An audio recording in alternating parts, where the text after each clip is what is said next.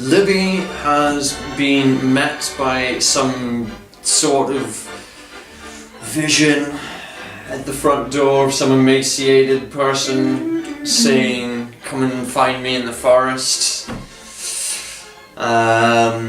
She went to bed feeling quite saddened by the state of her father, and the kind of how sad and sort of he used to be such a strong, virile character, and now he's just almost like a shadow of who he used to be. I know as well, we left the last time I went to bed feeling quite saddened by the knowledge that my existence reminds him an awful lot of my mom, who we lost. It's quite a sad note we ended on last time.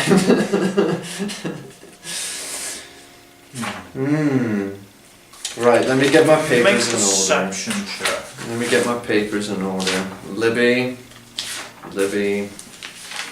I should really get rid of Reg's stuff. No, because that's old old stuff. That's old stuff. There you go, need rid of. No confusion this week. There we are. So you come to, it's the morning, it's warm in bed, it's comfortable in bed, it's cold out of bed. You've got the curtain that just pulls around. It's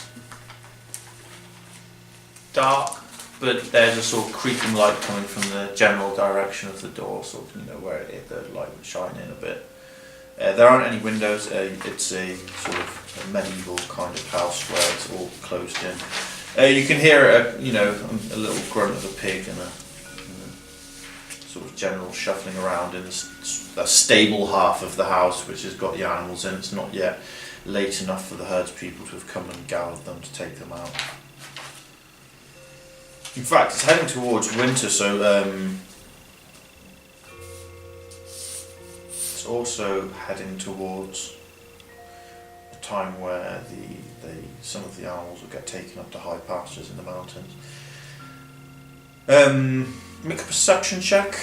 Perception check. 8. Okay, you come to and you listen carefully, but you can't hear your sort of father's breathing or anything, or the rock of the chair. I swing my legs out from under the sheets and rub my eyes and say, "Father." And no reply. No reply. I move to the curtain. And look out the curtain. "Father, are you here?" You glance about and you can see the place is empty. You must have gone back up to the castle early this morning. Is there, what's the fire situation like? The fire's burnt down overnight. Burnt down.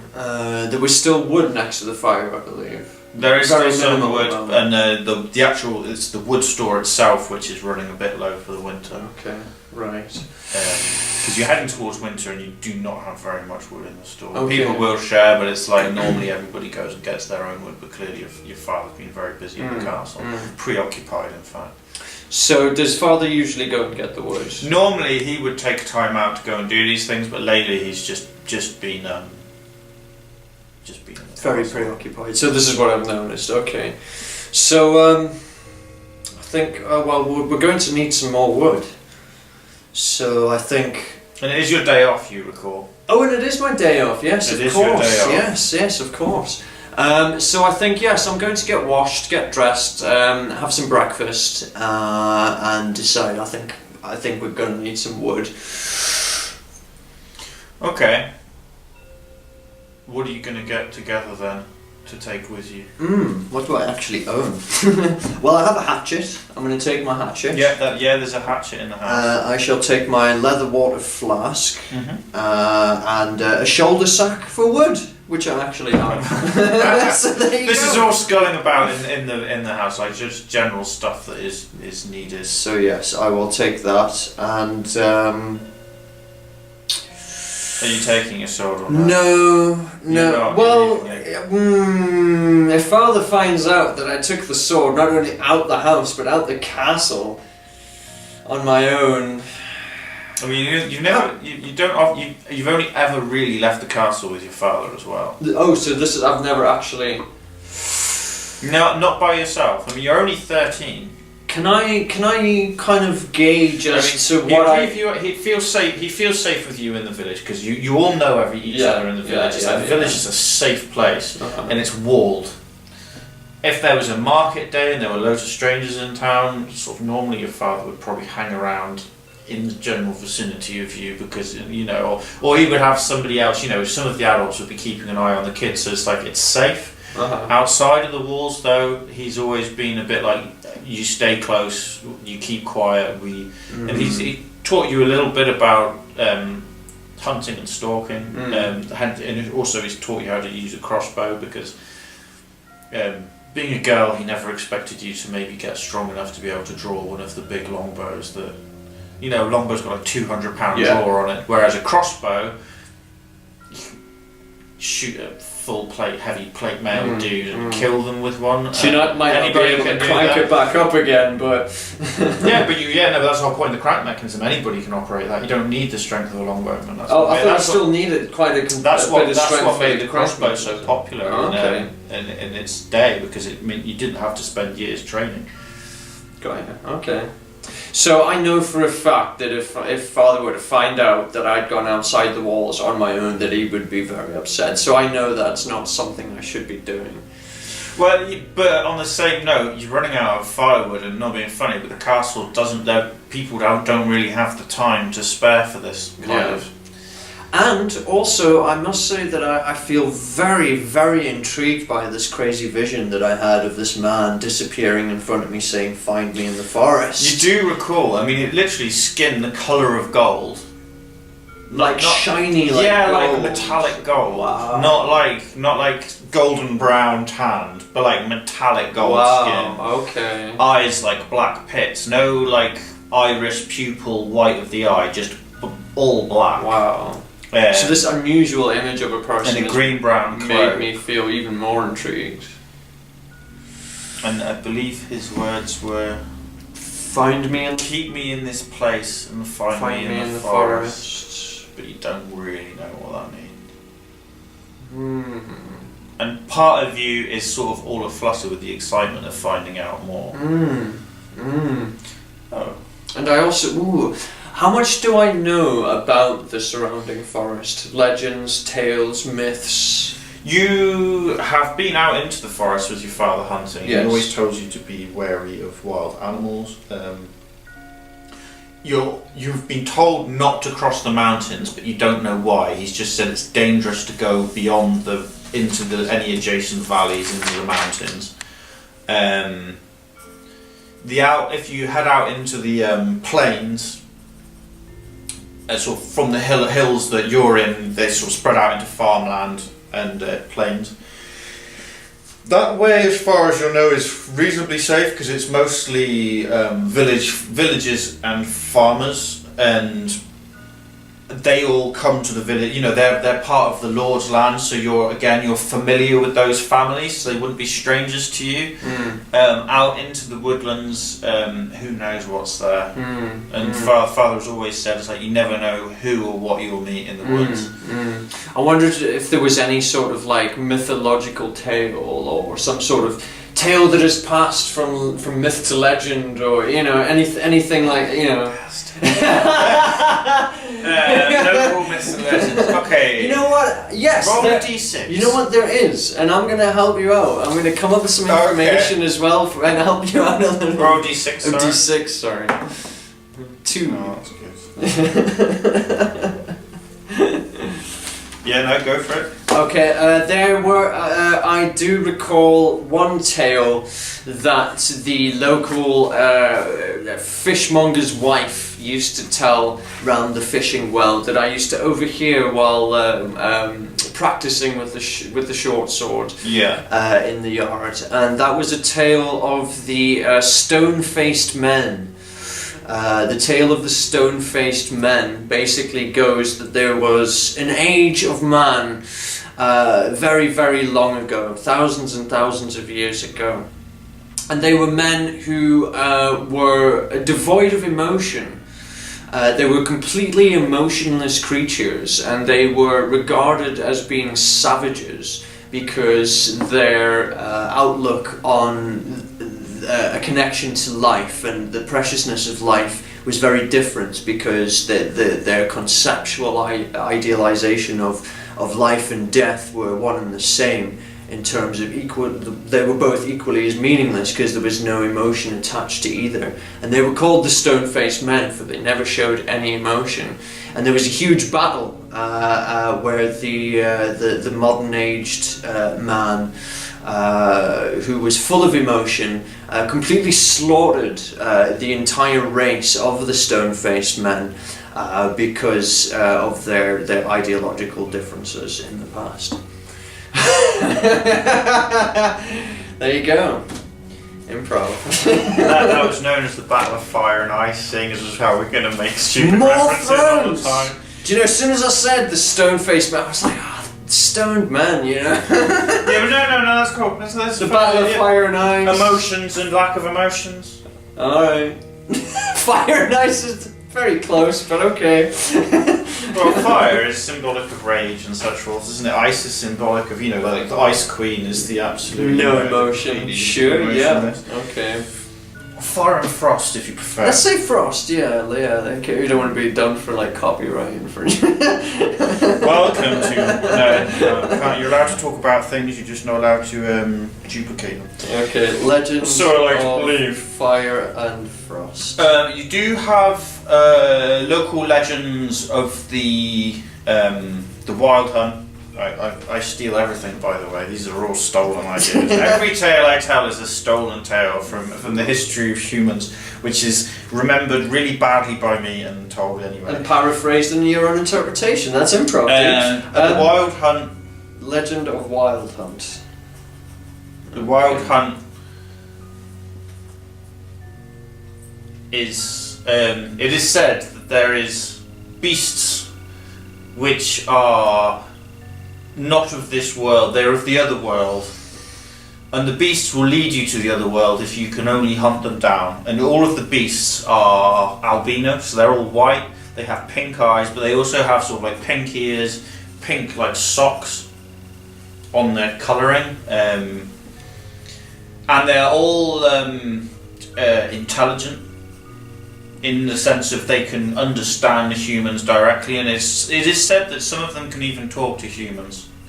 And if they do talk to you, you should be wary. But the Wild Hunt came about because back long ago, at the time of the stone-faced men, it was said that the stone-faced men, the only time that they would show any emotion, or what turned the stone-faced men into modern men, was the developing of the emotion which stemmed from these animals taunting them and causing them to hunt them. That's why they hunted them down, because it was the only thing. It stimulated rage, and they felt the compulsion to oppress and control these animals, and so they hunted them down. So the Wild Hunt was the men that became modern men, which stemmed from the stone-faced men. Wow. And it was how they started to oppress and repress and suppress the environment around them, whereas the stone-faced men just lived with it how it was and did not care either way. They suddenly felt like it was important somehow for them to impress themselves upon the world, and so their rage built, and they would go around, and it was called the Wild Hunt because they would go running through the woods screaming, and they would force the animals out of the woods towards other groups of their own people who would be waiting for them, and they would trap them, and as they came out of the woods they were the very early sort of archers and hunters, and they would shoot them with arrows and throw spears and javelins. So Castle Frogmore's ancestry These people of these people that defeated the stone-faced men. Sweet! So we are the corrupted stone-faced men. The ancestors of the corrupted. Cool. Okay. Also, you know of the tale of the loyal dog. Tale of the Loyal For once upon a time, there was a young man, barely out of his teens, and he was trapped out in the forest, having been pursued by the very animals that they had attempted to kill. And he'd fled them, but they had chased him and chased him. And he thought now that all animals had turned against him, except it turns out that one of the animals chasing him he recognised as an old friend of the family, which the family had run with. This was the other strange thing about the hunting of the wild hunt. The wild hunt had led them to suppress other animals, but they'd befriended yet others. And so, just when they thought he was cornered, a dog came from nowhere, and it was a jet black dog. And it stood between him and the other animals, and it protected him from those animals. And it growled and it barked viciously, and it scared off the other animals, and it protected him and then led him home. And that's how he And learned was lost that in the he would woods. be fed by this being. If And he so in protected return, he protected the dog and looked after the dog and gave the dog a home. Okay. And the dogs ever since then have stayed loyal to men, having first decided for no apparent reason to protect us. Right. Out of the goodness of their hearts, as far as anyone knows. But for they did not like to see the persecution being done upon anybody for any reason. I like that. It kind of gives like this whole sort of like cultural personality to the realm of dogs. You know, and that's cool. I like it. Also, from the tale, it is said that the reason that dogs love humans is because they see the similarity, they see the pack mind, they see the need for one another that they share as well, and so they adopted us as much as we adopted them.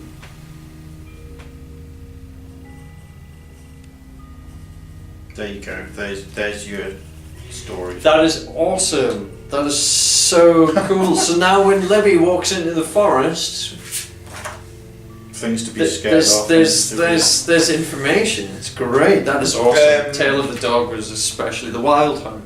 Very cool. So what's Libby doing?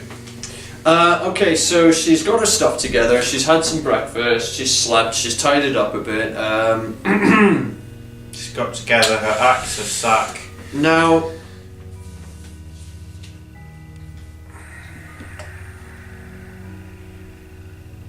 she takes her short sword out of from where it's kept.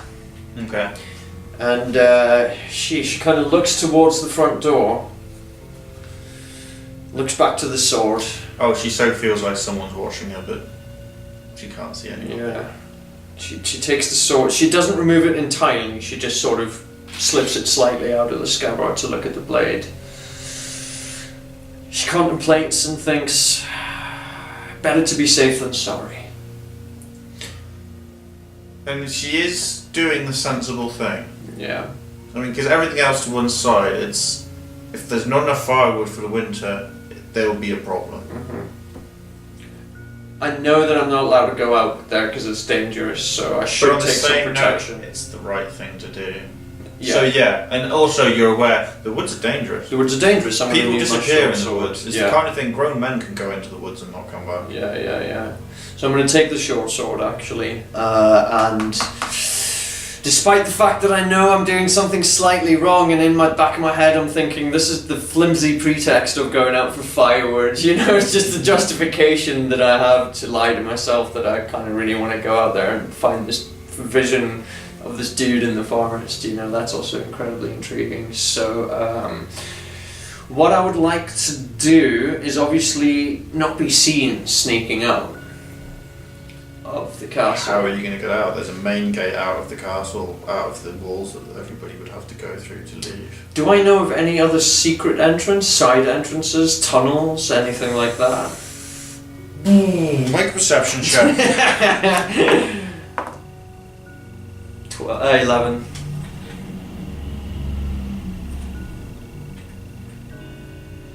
when you were a kid, there was this one time, but you didn't do it because you were like too, what's the word? She was just the right thing. She's like, no. So at the time you didn't do it, but you are aware that there is a place, sort of where the lower wall meets the tower, which joins. So the tower, which is sat where the lower walls meet the walls for the actual the keep of the castle.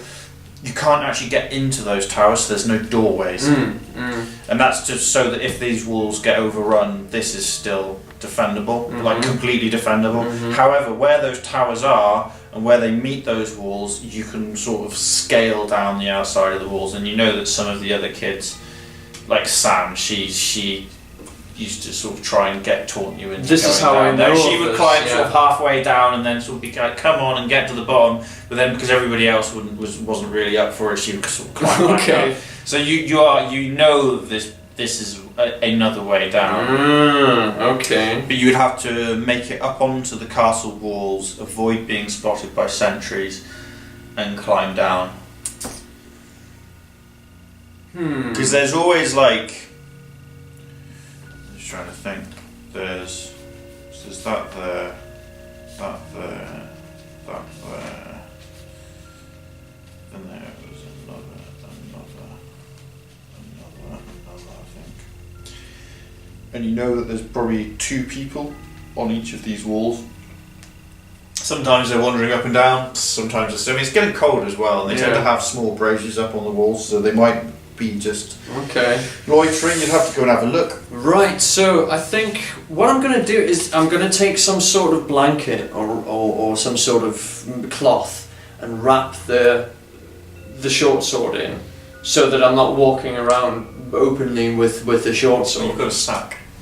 Would it fit in the sack? Shoulder sack for wood. Yeah, I mean you've got a sack which is sort of for long sticks and stuff. Sort of I'd like to try and sling across your back so you can get like. Cool. Yeah. I'd like to try and conceal the sword.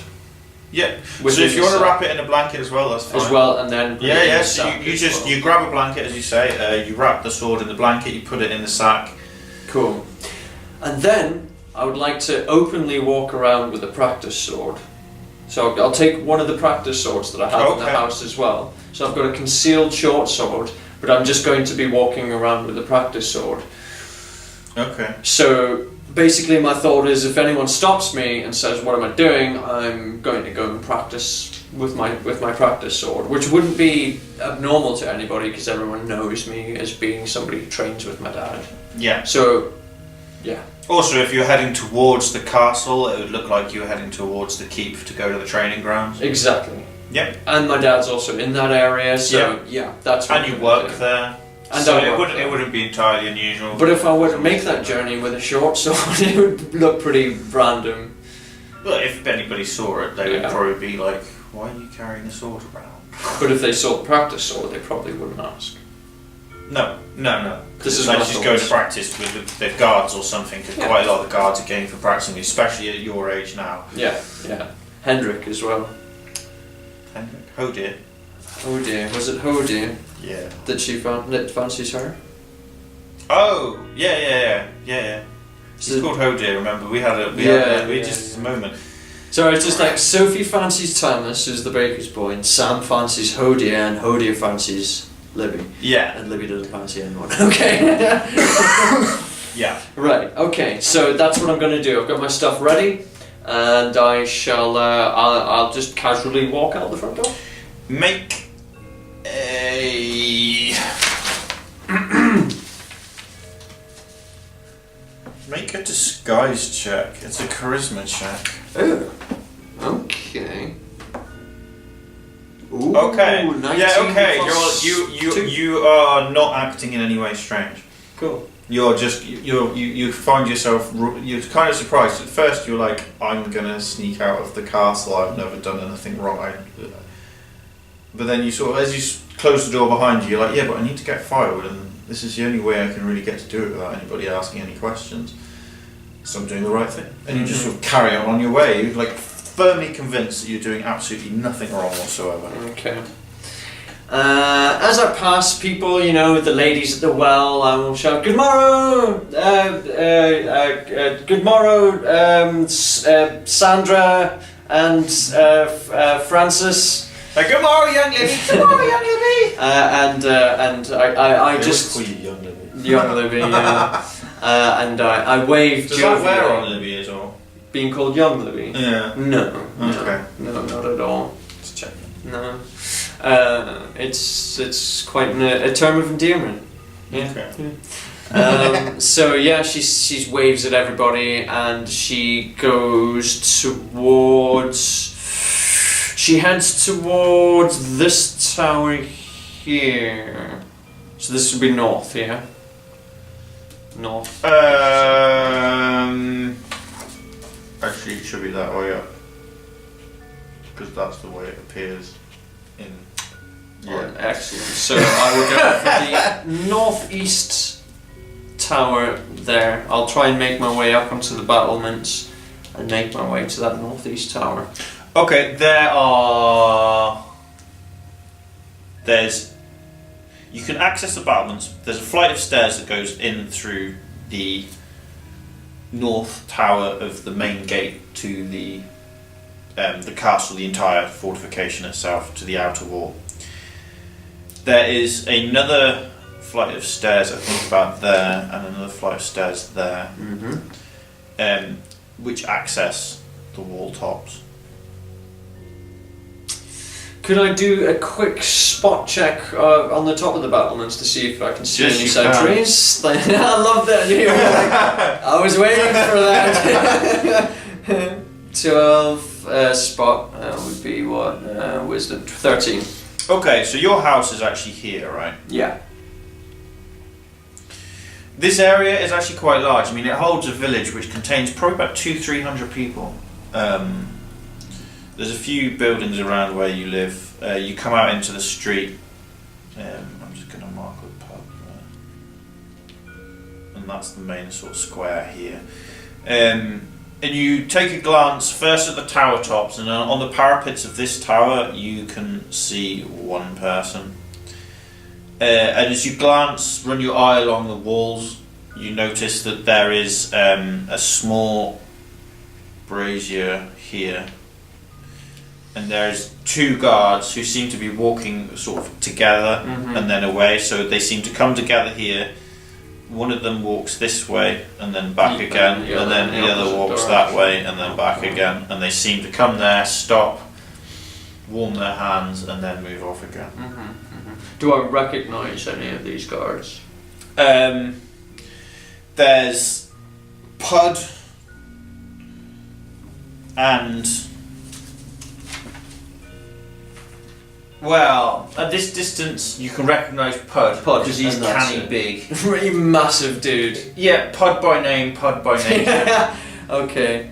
And like he's just big, you know what I mean? Like born just big, like a natural soldier in many respects. Wide barrel chested. Yeah, like big booming voice. Looks fat, massive beard. Looks fat, but isn't.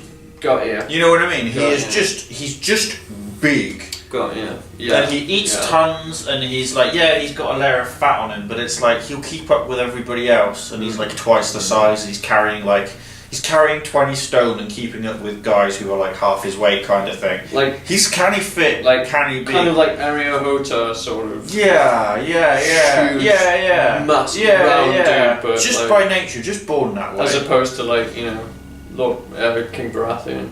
Yeah, it was literally. It was once like that, but now it's now he's like literally huge. And it's not that he doesn't even try. He's just born that way. He's just built. He's just huge. Guards and so. Like you can see him from a mile off. But Pud is the guy that's going this way. Okay. So he's heading towards the tower, looking up the walls. There's this sort of a steel grey sky, and you can see the silhouettes of two guards atop the battlements. One of them is a very large man, and another is a sort of fairly average build. Looks slight next to the other guy. They both seem to be chatting over a brazier which is smoking. It has embers burning in it, and they sort of rub their hands together and hold it with a spear propped against their shoulder. They don't seem to. They seem very calm and casual, and they talk for